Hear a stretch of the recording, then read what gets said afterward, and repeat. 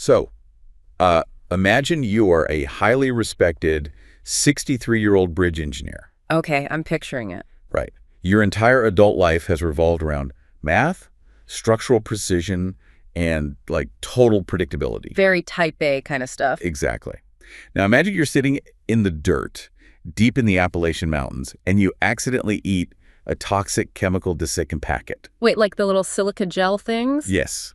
The ones meant to keep your freeze-dried camp food dry. Yeah. He ate it because he thought it was like a packet of spices. Oh my gosh. Did he have to go to the hospital? Nope. Instead of panicking or calling a doctor, he just digests it, earns a ridiculous nickname from his peers, and just keeps walking. That's the ultimate collision of the rigid professional world and just the unpredictable chaos of the wild. It really is. It totally shatters the illusion of control. For sure. Anyway, welcome to the Deep Dive. Today, we are opening up a really remarkable document. It's the personal 2025 trail journal of an Appalachian Trail thru hiker named Gregor Woolman. And for those of you listening, you probably know the AT as this grueling physical monster. Right. It's nearly 2,200 miles from Georgia to Maine, over 460,000 feet of elevation gain. It's massive. But today, our mission isn't to talk about blister management or ultralight gear or, the biomechanics of walking all day. No, we're looking at something far more complex and honestly way more fascinating. We're dissecting the profound social ecosystem of the trail. Which is just incredible. Okay, let's unpack this. Because taking a 6-month walk in the woods somehow creates this intense, vibrant, temporary society. Yeah, we're really focusing on the trail community today, the radical kindness of total strangers, and the eclectic hiking buddies Gregor met along the way. Exactly. But to understand how this community functions, we first have to look at how the trail completely dismantles a person's everyday identity. Sociologists actually have a term for what happens in environments like this. It's called a state of liminality. Liminality, like a waiting room or something. Sort of, yeah. It's a threshold space where all your normal social structures are just suspended. And when you enter a liminal space, you experience what's called communitas. Communitas. Yeah, it's this intense community spirit where people relate to each other as pure equals, completely stripped of their usual status. And there is literally no better case study for this than Gregor. Like I mentioned, back in Blacksburg, Virginia, he's a bridge engineer. Very serious job. Super serious.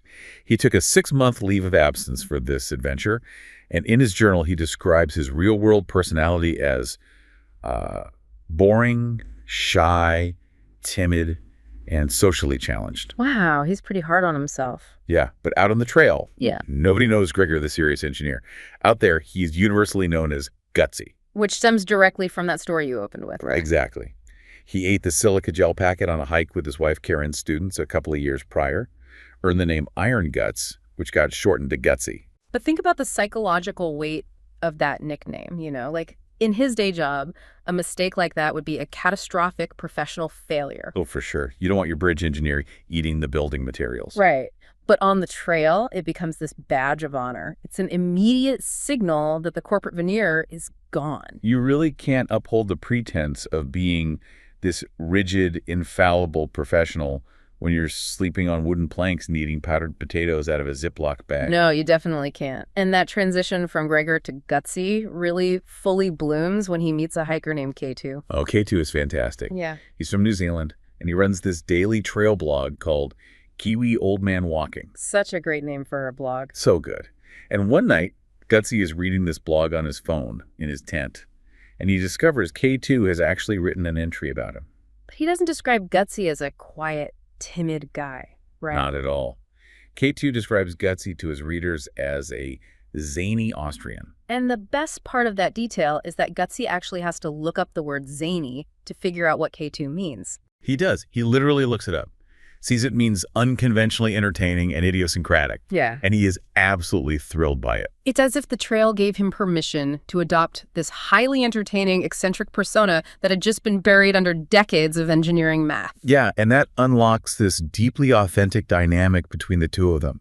It's a friendship built on mutual survival, sure, but it's expressed through this constant, affectionate banter. Like K2 mercilessly roasting Gutsy about his terrible resupply strategy. Oh man, the food. Gutsy constantly buys way too much food in town and ends up carrying it around like a backpack full of heavy rocks. Which is such a brilliant irony. You have a man who calculates the exact load-bearing tension of steel cables for a living. And he completely fails at basic grocery math. Exactly. He Yeah. can't figure out how many calories he needs versus how much weight he can physically carry, and K2 just never lets him live it down. But underneath all that teasing is a very real emotional anchor. Because, the trail is incredibly isolating. It is. And when K2 eventually has to leave the trail for a bit to go to New York to pick up his wife. Whom they wonderfully refer to as K1, by the way. Yes, K1. When K2 leaves, Gutsy writes about feeling this profound sense of loss. But the trail network is strange like that. It provides these serendipitous, almost cinematic reunions. Right, like in Great Barrington. Yeah. Later on, they end up crossing paths there. K2 realizes Gutsy is in the area, drives over, picks him up, and they just share a schnitzel sandwich together. It's such a simple moment, but it highlights how vital these connections become. Once Gutsy loses his rigid engineering identity, he's suddenly this vulnerable guy in the woods. He has to build a completely new support network from scratch. And on the trail, they call this finding your trail family or your tramily. Tramily, I love that. And for Gutsy, the core of that family becomes 2 young women he meets at a hostel in Glasgow, Virginia. Ah, the dilly-dallies. The Dilly-Dallies. Gutsy meets Maya, whose trail name is Bumblebee, and Lizzie, whose trail name is Skittles. They sound like a fun duo. They really are. Maya is from New Hampshire.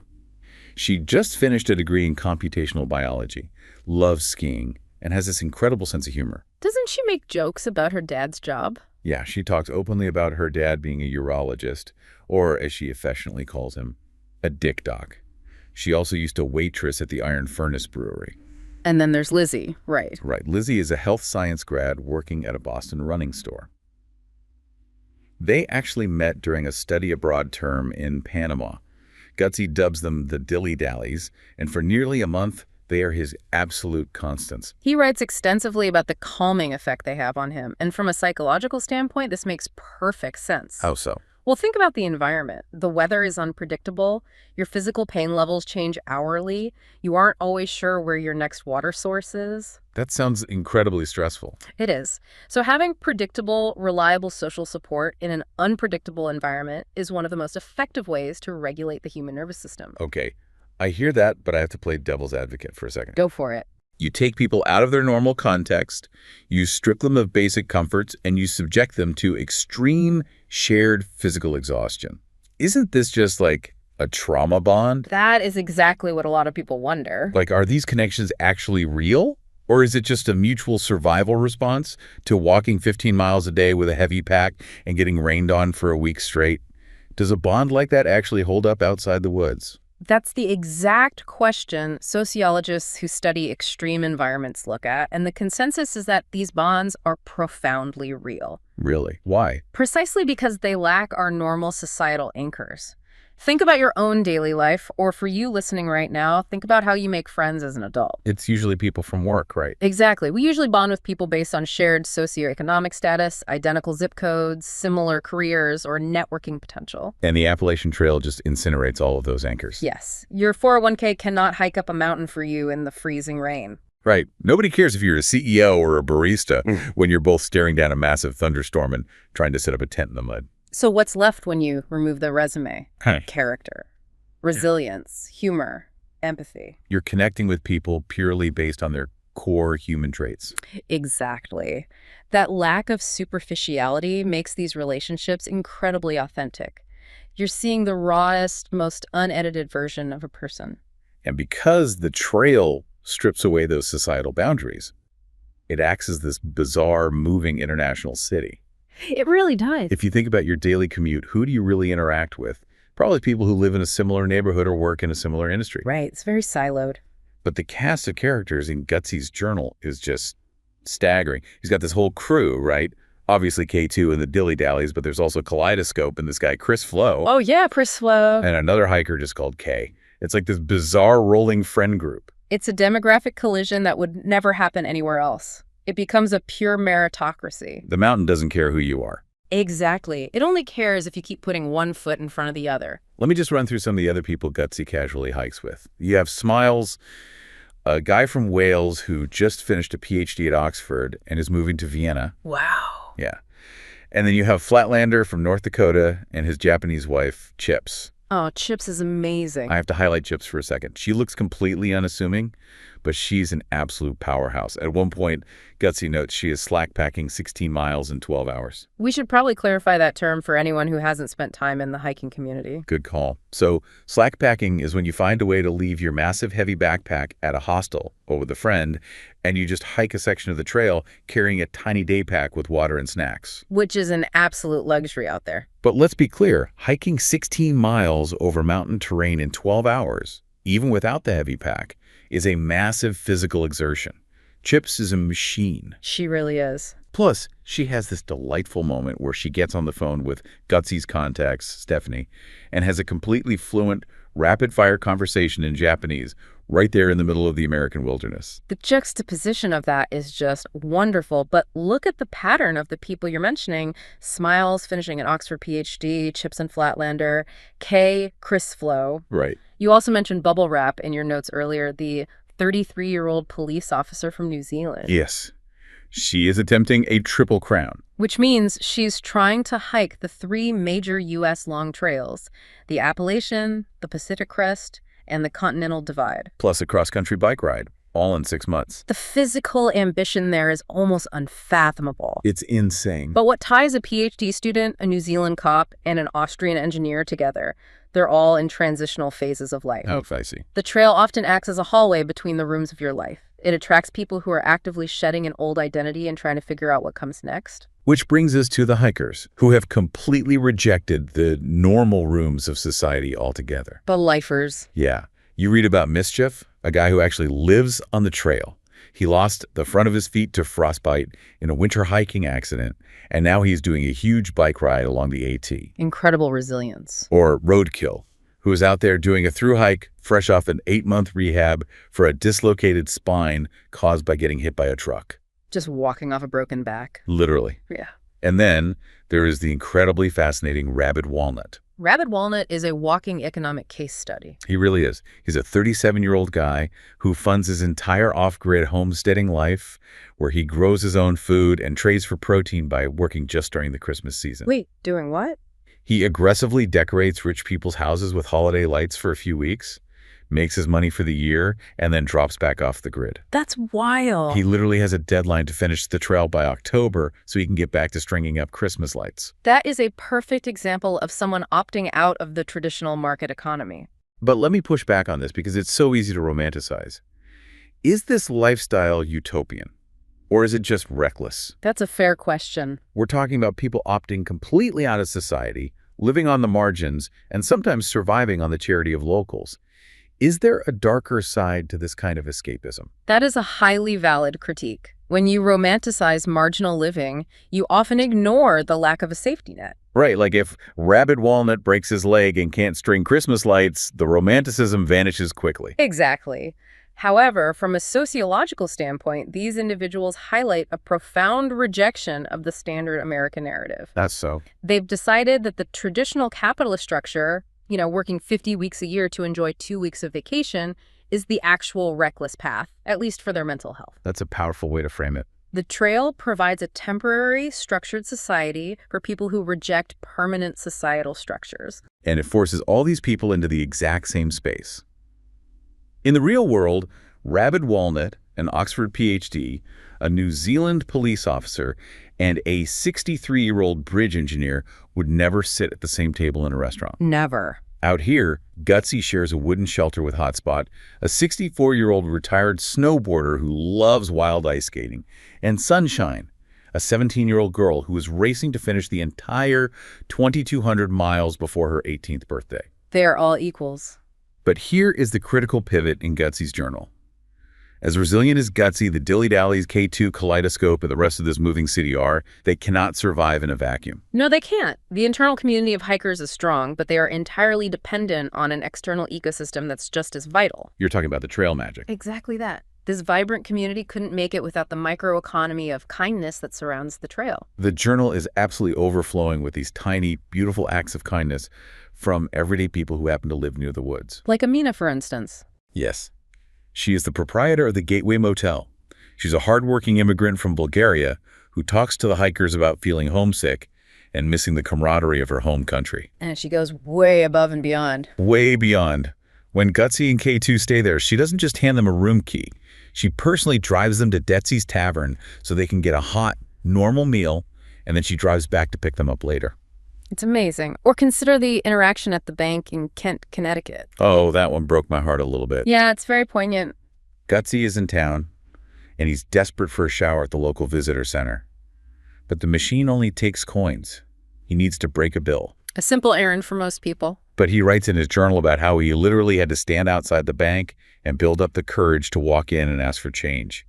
His social anxiety was just spiking. He was terrified of being a nuisance. But when he finally goes in, the teller isn't annoyed. She's incredibly kind and genuinely happy to help a dirty, exhausted hiker get clean. Think about the psychological hurdle that was for him. He entered the trail viewing himself as a timid, socially challenged engineer. Right. That small interaction at the bank was a massive victory in rewriting his own self-narrative.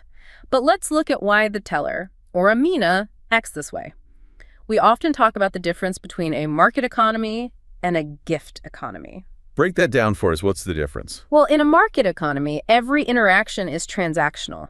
I give you $5, you give me a coffee. We are even. Makes sense. But the Appalachian Trail operates almost entirely on a gift economy. When locals step in to help, they aren't looking for a transactional return on investment. Right. Amina isn't expecting K2 to come back and fix her plumbing. Precisely. They receive a psychological value by participating vicariously in the hikers' journeys. Like they get to be part of the adventure. Yes.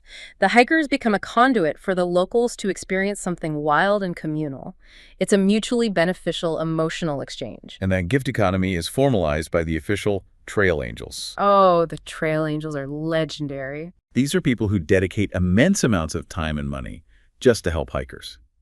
Gutsy writes about Marlene Simpson, whose trail name is Emoji.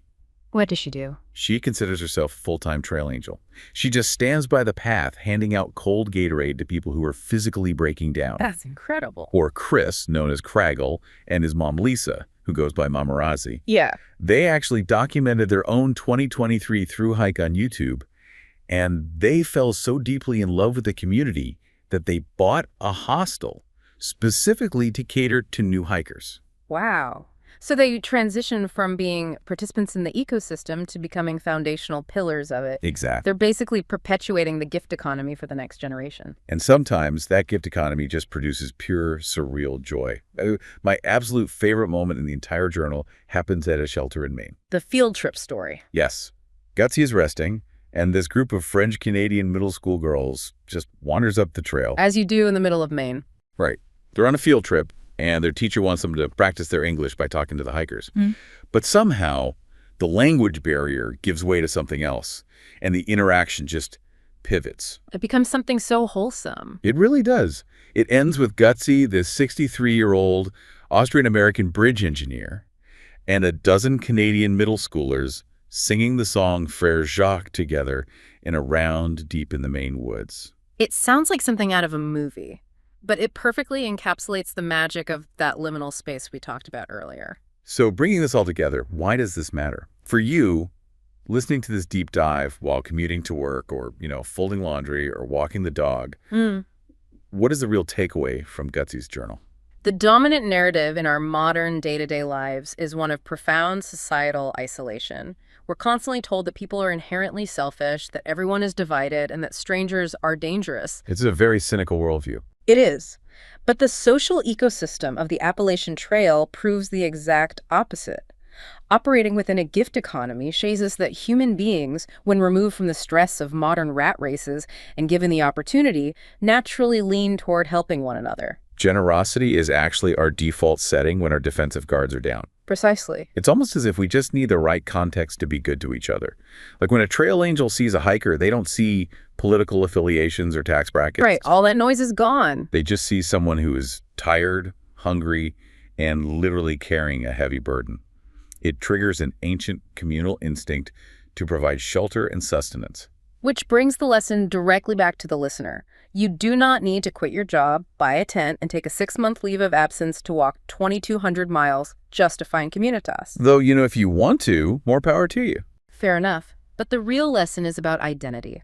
Stepping even slightly outside of your comfort zone and allowing yourself to shed that established, rigid identity you wear every day can invite immense kindness and fascinating, diverse people into your life. You have to put down the heavy rocks in your backpack to make room for the experience. Beautifully said. I think that is the perfect place to land. The Appalachian Trail might be measured in miles, in state lines crossed, and in massive elevation gains. But for Gutsy, the real journey was never the geography. It was always the people. Always. The trail wasn't a physical conquer, it was a psychological transition. He went from being a timid, self-described boring engineer to a zany, confident adventurer. And he definitely didn't do it alone. Not at all. He was guided, supported, and teased by the Dilly-Dallys Maya and Lizzie, by K2, Smiles, Flatlander, Chips, Kaleidoscope, Chris Flo, Kay, and an entire army of benevolent strangers and trail angels. It is a true testament to what happens when we let go of our need for predictable engineering. Which leaves you, the listener, with a final thought to mull over today. If walking a long trail through the woods strips away our everyday identities, bypassing our job titles and zip codes, and leaves only our most authentic communal selves, Yeah. what trail do you need to walk in your own life right now? What rigid routine do you need to step away from to find your own zany side? And maybe, just maybe, meet your own dilly-dallies. Because sometimes the most important bridge you can build is the one that leads you entirely away from the concrete and out into the wild.